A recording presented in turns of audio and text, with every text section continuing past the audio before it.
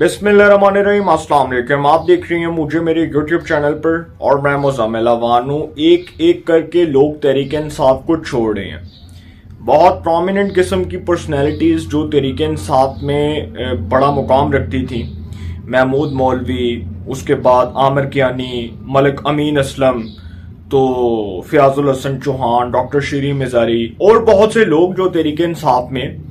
एक अपनी शख्सियत की वजह से पहचाने जाते थे, वो लोग तहरीक इंसाफ छोड़ रहे हैं। अब मुझे बड़ा अफसोस हुआ डॉक्टर शीरी मिजारी के पीटीआई छोड़ने का, क्योंकि मैं समझता हूँ कि जितना मुझे दिल से उनका अफसोस हुआ है इतना शायद किसी का भी ना हुआ हो कि इमरान खान के लिए उन्होंने नो डाउट स्ट्रगल की, पार्टी के लिए उन्होंने दिन रात मेहनत की, कुर्बानियाँ दी, इमरान खान साहब के विजन को प्रमोट किया, उनके नैरेटिव को आगे लेकर चली। लेकिन जब उन्होंने तहरीक इंसाफ छोड़ने का ऐलान किया और जब वो अपनी साहिबजादी के साथ खड़े होकर प्रेस कॉन्फ्रेंस कर रही थी, तो देखें हालात यहाँ तक आ गए हैं कि अब जो कारकुनान हैं, अब जो सपोर्टर्स हैं, अब जो वोटर्स हैं, अब उनको अपनी जान बचाने के लाले पड़ चुके हैं। और जो तहरीक इंसाफ के लीडरान हैं, जो सीनियर रहनुमा हैं, जिसमें सीनियर टॉप लीडरशिप आती है, अब बहुत से लोग जो ये बात कर रहे थे कि जी तहरीक इंसाफ छोड़ने वाले जो हैं, हो सकता है उनके ऊपर कोई प्रेशर हो या उनके ऊपर कोई दबाव हो या उनके ऊपर कोई दबाव डाला गया हो कि जी आप पार्टी छोड़ दें। देखिए ये बात नहीं है। बहुत से लोग अब ये समझते हैं कि तहरीक इंसाफ में अपनी पॉलिटिक्स को कंटिन्यू करना बहुत मुश्किल है, अपनी पोजीशन को रिटेन रखना बहुत मुश्किल है और सरवाइव करना बहुत मुश्किल है। कैसे वक्त में जब 9 मई के वाकयात हो चुकी हैं, एयरबेस के ऊपर हमला हुआ, आर्मी हेडक्वार्टर्स के ऊपर हमला हुआ, रेंजर्स हेडक्वार्टर्स के ऊपर हमला हुआ, उसके बाद कोर कमांडर हाउस जिना हाउस के ऊपर हमला हुआ, आर्मी चीफ और अफवाज पाकिस्तान के खिलाफ जहर उगला गया और बाहर की जो कुव्वतें हैं, जो इंटरनेशनल ताकतें हैं, जो खुफिया ताकतें हैं बाहर की, वो तो ऑलरेडी चाहती हैं कि पाकिस्तान जो है वो डिट्रैक हो जाए, पाकिस्तान में हालात इतने खराब हो जाएं कि कोई तीसरी कुव्वत आके टेक ओवर कर ले। तो सर ये जो यहाँ तक नौबत पहुंची है, ये इमरान खान साहब ने खुद अपनी पार्टी का अपने हाथ से बेड़ा गर्क किया। ये 2011 में जब तहरीक इंसाफ बनी थी, मुझे याद है, बहुत अच्छी तरह याद है, और 2011 में तहरीक इंसाफ का जलसा हुआ था, मीनार पाकिस्तान लाहौर में जलसा हुआ था, तो बहुत से लोग धड़ाधड़ शामिल हो रहे थे। सरदार आसिफ अहमद अली, खुर्शीद कसूरी, जावेद हाशमी, उसके बाद मसूद शरीफ खटक, तो बहुत से लोग तहरीक इंसाफ में शामिल हो रहे थे। शाह महमूद कुरैशी, कोई एक्सपेक्ट नहीं कर रहा था कि तहरीक इंसाफ इतनी बड़ी पार्टी बन जाएगी और उसका इतना बड़ा नाम होगा, इतना बड़ा मुकाम होगा। और 2011 में जब इसको बनाया गया, तो वो भी मैं आपको बता दूं कि अलीम खान, जहांगीर तरीन, जो 2 बिजनेस टाइकॉन्स थे, जो बहुत अमीर तरीन, रिचेस्ट तरीन पर्सन्स के तौर पर देखे जाते हैं, तो वो तहरीक इंसाफ में शामिल हुए। तो एक बात के ऊपर तो मैं इस बात के ऊपर तो कोई डिनाई नहीं करेगा कि उस वक्त के जो DGISI थे, जनरल शुजा पाशा, उन्होंने तहरीक इंसाफ को बनाने के लिए जो स्ट्रगल की, जो मेहनत की और जिस तरह से वो एक मुतबादिल के तौर पर लेकर आए। देखें उस वक्त की जो सिक्योरिटी एस्टैब्लिशमेंट थी, वो ये समझती थी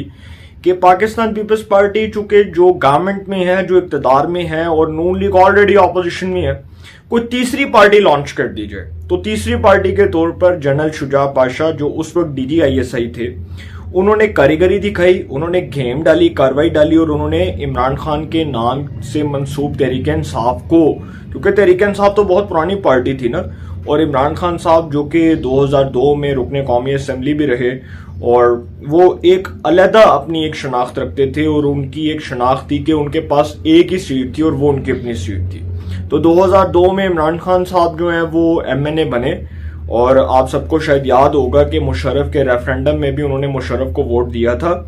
तो इमरान खान साहब को जी जनरल शुजा पाशा साहब सियासत में लेकर आए, और उस वक्त की जो सिक्योरिटी एस्टैब्लिशमेंट थी वो पॉलिटिकल थी, वो पॉलिटिकल इंजीनियरिंग कर रही थी, पॉलिटिकल इंजीनियरिंग का टूल बनी थी। और उसके जाने के बाद भी आप देखें कि पीपल्स पार्टी की हुकूमत जब खत्म होती है, 2013 में इलेक्शंस होते हैं, और 2013 के इलेक्शंस को अगर आप सामने रखें तो 2013 के इलेक्शंस की सूरत हाल को सामने रखते हुए देखें कि नवाज शरीफ 2/3 मेजॉरिटी से इक़्तिदार में आते हैं, और उस वक्त जो है वो खैर से एक हमारे एक और DGISI आते हैं, जनरल जहीरुल इस्लाम साहब। तो 2014 में होते हैं धरने कि इमरान खान को कहा जाता है कि जी आपको तो धांधली से रह गया था, और इमरान खान 4 हलकों का रंडी रोना रोते हुए सड़कों पे आ जाते हैं اور اس وقت کے جو D G I S I تھے جنرل ظہیر الاسلام صاحب، انہوں نے کاریگری دکھائی، انہوں نے بھی پولیٹیکل ہو کر جو کرنا تھا کیا، اور انہوں نے نواز شریف کی حکومت کو گرانے کے لیے جو اس وقت وہ ساری کاریگری دکھائی تھی، جس طرح وہ نواز شریف سے ملے اور انہوں نے کہا کہ جی آپ کو فون کیا جا رہا ہے کہ آپ استعفیٰ دے دیں، تو نواز شریف نے کہا ریزگنیشن آن مائی فٹ، استعفیٰ میری جوتی پہ، میں 2/3 میجورٹی لے کر آؤں، جو کرنا کر لو۔ تو جب وہ ظہیر الاسلام صاحب رخصت ہوئے، جب وہ ریٹائر ہوئے، تو اس کے بعد پھر بہت سی کہانیاں کھلیں، اور اب آپ سب کو شاید یاد ہوگا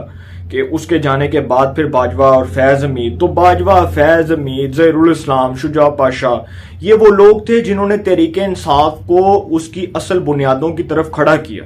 تحریک انصاف کے لیے اینٹیں رکھیں، ایک ایک اینٹ سے اس کی بنیاد بنائی، اور یہی وہ تحریک انصاف جس کو غلط طریقے سے بنایا گیا، جس غلط طریقے سے اس کی بنیادیں رکھی گئیں، اسی غلط طریقے سے اب لوگ پارٹی چھوڑ کر جا رہے ہیں۔ اور صرف اس بات کے اوپر کہ لوگ کہہ رہے ہیں کہ جی تحریک انصاف میں اپنی پالیٹکس کو کنٹینیو کرنا بہت مشکل ہے، اپنی پوزیشن کو ریٹین رکھنا بہت مشکل ہے، ایک ایسے وقت میں جب 9 مئی جس کے اوپر آرمی چیف سٹیٹمنٹ دے چکے ہیں اور کہہ چکے ہیں کہ 9 مئی کو جو ہوا یہ سیاہ دن کے طور پر یاد رکھا جائے گا، اور ہر سال جب بھی 9 مئی آئے گا تو اس دن کو سیاہ دن کے طور پر منایا جائے گا اور اس کو سیاہ دن کے طور پر یاد رکھا جائے گا۔ اب افواج پاکستان میں تو شدید غم و غصہ پایا جاتا ہے، لیکن عمران خان صاحب نے جاتے جاتے اقتدار تو ان کے ہاتھ سے نکلا، اسمبلیاں انہوں نے ڈیزالو کی، تو ان کو تھا کہ جی الیکشنز ہو جائیں گے، الیکشنز کال ہوں گے تو میں 2/3 میجورٹی لے کر آ جاؤں گا، 2/3 میجورٹی ہوگی تو جی آرمی چیف اپنا آئے گا، چیف جسٹس عمر عطا بندیال صاحب کو ایکسٹینشن ملے گی، فائز عیسیٰ صاحب کا راستہ بند ہو جائے گا۔ تو عمران خان بڑی کہانیاں بنا کر بیٹھے ہوئے تھے، عمران خان صاحب کے ذہن میں بڑے بڑے پلانز تھے، اور وہ بڑے بڑے پلانز جو تھے وہ ان کے ذہن میں سرکولیٹ کر رہے تھے، گردش کر رہے تھے کہ وہ اقتدار میں آئیں گے، انہوں نے سب سے پہلے کیا کرنا ہے، کس کا مکو ٹھپنا ہے، کس کو لے کر آنا ہے، کس کو دیوار سے لگانا ہے، کس کے ساتھ جو ہے وہ زیادتی کرنی ہے، کس کو جیلوں میں ڈالنا ہے۔ تو عمران خان صاحب کو یہ نہیں تھا پتا کہ جو 9 مئی کو واقعات ہوئے ہیں وہ ان کی پارٹی کو بڑی بری طرح تباہ کر دیں گے، وہ ان کی پالیٹکس کو تباہ و برباد کر دیں گے، اور ان کی پارٹی کے رہنما اپنی جو ہے جانیں بچانے کے لیے ٹی وی پر آئیں گے اور کہیں گے کہ جی ہم تو تحریک انصاف چھوڑ کر جا رہے ہیں۔ اب تحریک انصاف چھوڑنے والے جو لوگ ہیں ان کی لسٹ تو آپ کے سامنے آ گئی ہے، ملتان سے بھی ہیں، سندھ سے بھی ہیں، لاہور سے بھی کچھ لوگوں نے چھوڑی پارٹی، پشاور سے کچھ لوگوں نے پارٹی چھوڑ دی۔ تو تحریک انصاف جو ہے اس نے اپنی پالیٹکس کو اپنے ہاتھ سے برباد کیا، اپنے ہاتھ سے ڈسٹروائے کیا۔ عمران خان صاحب نے جو 9 مئی کو اقدامات کروائے اپنے کارکنوں سے، اب تو عمران خان صاحب کا جو چہرہ وہ تو پوری قوم کے سامنے آ چکا ہے، اور وہ قول شوزب جو فون کے اوپر ہدایات دے رہی ہے کہ کس طرح سے جی ایچ کیو کے اوپر حملہ کرنا ہے، کس طرح سے آرمی تنصیبات کے اوپر حملہ کرنا ہے۔ تو عمران خان صاحب کی پالیٹکس جہاں پر کھڑی ہوئی ہے نا سر یہاں سے عمران خان صاحب نکل کر دکھائیں۔ اور آپ کو ایک اور بات بتاؤں کہ یہ جو فوجی عدالتیں ہیں، یہ جو آرمی کورٹس ہیں، جو 5 فوجی عدالتوں کا قیام عمل میں آیا، ان میں سے کسی بھی عدالت میں عمران خان صاحب کے خلاف مقدمہ ہو جائے گا، ان کے خلاف آرمی ایکٹ کے تحت مقدمہ درج ہوگا، ٹرائل ہوگا، ٹرائل ہوتے ہوتے ان کو سزا ہو جائے گی۔ تو عمران خان صاحب کو اس کیس میں نہ تو سپریم کورٹ بچا سکتی ہے، نہ ان کو اسلام آباد ہائی کورٹ بچا سکتی ہے، نہ ان کو لاہور ہائی کورٹ بچا سکتی ہے، نہ ان کو بلوچستان کی ہائی کورٹ بچا سکتی ہے، نہ ان کو سندھ ہائی کورٹ بچا سکتی ہے، نہ ان کو بلوچستان ہائی کورٹ بچا سکتی ہے۔ تو ان کو پاکستان کی کوئی بھی عدالت اس لیے نہیں بچا سکتی کیونکہ جو آرمی کورٹ میں ٹرائل ہوگا وہ کسی عدالت میں چیلنج نہیں ہوگا، اس کا فیصلہ آرمی کی عدالت سے ہی ہوگا، اس کا فیصلہ فوجی عدالت سے ہی ہونا ہے۔ تو عمران خان صاحب ایک طرف تو پھنس گئے، دوسری طرف جو پارٹی لوگ چھوڑ کر جا رہے ہیں، دیکھیں اس کے اوپر بات کرنے جا رہا ہوں، بڑی امپورٹنٹ بات ہے اور اس کو بڑے غور سے سنیے گا کہ لوگ کہتے ہیں کہ کچھ لوگوں کے اوپر دباؤ ہے۔ دیکھیں یہ دباؤ تب بھی تھا جب 9 مئی کے واقعات ہوئے، اور یہ دباؤ کسی حد تک یہ بات حقیقت کے طور پر تسلیم کی جا سکتی ہے کہ ان لوگوں کے اوپر دباؤ ہے کہ وہ پارٹی چھوڑیں، وہ اپنی پوزیشن کو واضح کریں، میڈیا کے سامنے آئیں اور آ کر بتائیں کہ جی انہوں نے پارٹی کیوں چھوڑی۔ لیکن اب وہ چونکہ جب ایکسپلینیشن دے رہے ہیں، جب وہ وضاحتیں پیش کر رہے ہیں، تو وہ یہ بتا رہے ہیں کہ پارٹی چھوڑنے کی جو اصل وجہ ہے وہ یہی ہے کہ ہم عمران خان صاحب کی جانب سے جو 9 مئی کے واقعات ہیں جس کی انہوں نے مذمت تک نہیں کی، ہم اس کو ڈیفینڈ نہیں کر سکتے، ہم اس کو جسٹیفائی نہیں کر سکتے. اگر ہم اس کو جسٹیفائی کریں گے تو ہماری پالیٹکس تباہ ہو جائے گی. پھر ان لوگوں کو, کچھ لوگوں کو اپنے مستقبل کی فکر لگ گئی ہے کہ اگر تحریک انصاف میں رہ کر اپنی پالیٹکس کرتے ہیں تو اس سے براہ راست نقصان ہماری سیاست کو ہوگا, اور ہوگا کیا کہ جی جو ہماری سیاست ہے وہ بند گلی میں داخل ہو جائے گی. تو عمران خان صاحب یہاں سے بھی پھنس گئے کہ اب وہ لوگ جن کو پتہ ہے کہ آئندہ مستقبل تحریک انصاف میں تاریخ دکھائی دیتا ہے اور آئندہ مستقبل تحریک انصاف میں جو ہے وہ ختم ہوتا نظر آ رہا ہے, تو اگر تحریک انصاف کے ہی ٹکٹ پر الیکشن کنٹیسٹ کریں گے تو کیا پتا ہمیں ہرا دیا جائے, کیا پتا ہمارے ساتھ انتقام لیا جائے. اور اب وہ لوگ جنہوں نے تحریک انصاف چھوڑ دی ہے, وہ اراکین اسمبلی, وہ سینئر پالیٹیشنز جو تحریک انصاف سے تعلق رکھتے تھے, جنہوں نے عمران خان کے ساتھ کسی کی 22 سالہ رفاقت ہے, کسی کی 10 سالہ رفاقت ہے, کسی کی 8 سالہ رفاقت ہے, تو وہ جتنے بھی اراکین اسمبلی ہیں ان سب نے اس بات کو وضاحت کے طور پر میڈیا کے سامنے پیش کیا اور کہا کہ بھائی ہم لوگ تو اپنی جانیں بچانا چاہ رہے ہیں, ہم تو چاہتے ہیں ہم اپنی جانیں بچائیں. اب شیریں مزاری صاحبہ جنہوں نے تحریک انصاف چھوڑی, تو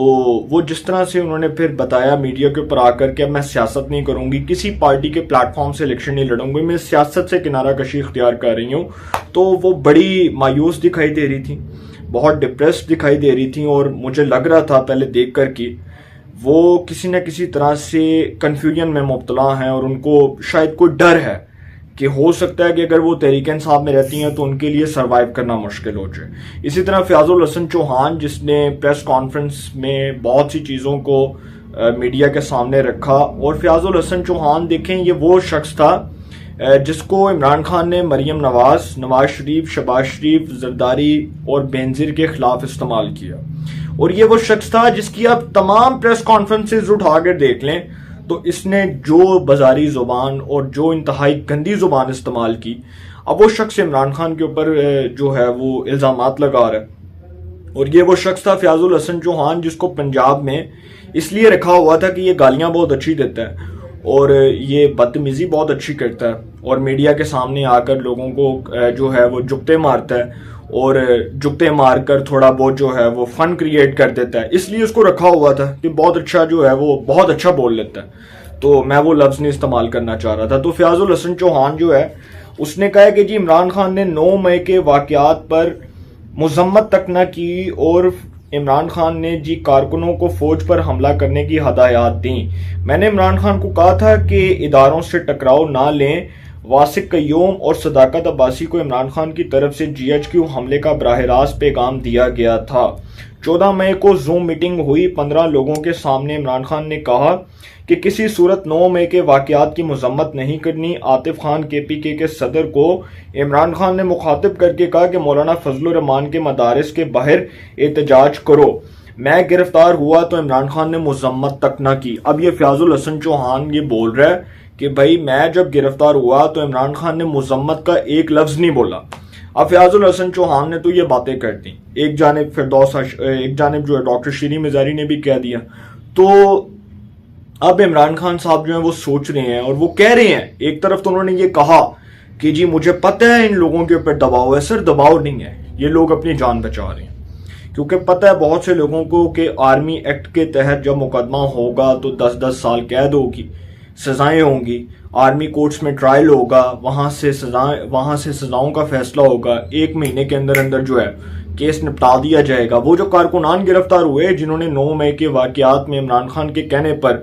کسی نے جی ایچ کیو کے اوپر حملہ کرنے کی کوشش کی, کسی نے رینجرز ہیڈ کوارٹرز پر حملہ کیا, کسی نے آرمی تنصیبات کو آگ لگائی, کسی نے جو ہے وہ نور ایئر بیس کو آگ لگائی. تو سر یہ جو سارا کچھ ہو رہا تھا اس میں براہ راست عمران خان صاحب کے وہ تمام جتنے بھی اشارے ہیں وہ مل رہے تھے, اور سب کو پتہ چل رہا تھا یہ سب کچھ عمران خان کے کہنے پر ہو رہا ہے. اب کول شوزب پکڑی جائے گی, اب اس کی جو آڈیو لیک ہوئی ہے اس سے تحقیقات ہوں گی, اور اس سے انویسٹیگیشن کے دوران یہ بات پتہ چلے گی کہ وہ کس طرح سے ہدایات دے رہی تھی. تو بہت سے لوگ جن کا فیاض الحسن چوہان ذکر کر رہا ہے, اور فیاض الحسن چوہان جیسا شخص کہہ رہا ہے, وہ بندہ جس کو مریم اور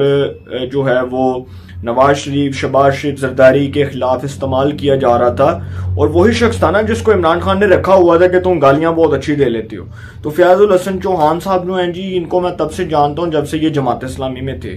اور مرحوم قاضی حسین احمد جو امیر تھے جماعت اسلامی کے، ان کی جو ہے وہ سنا کہ ان کے سامنے جو ہے انہوں نے سیاست کا آغاز کیا، اور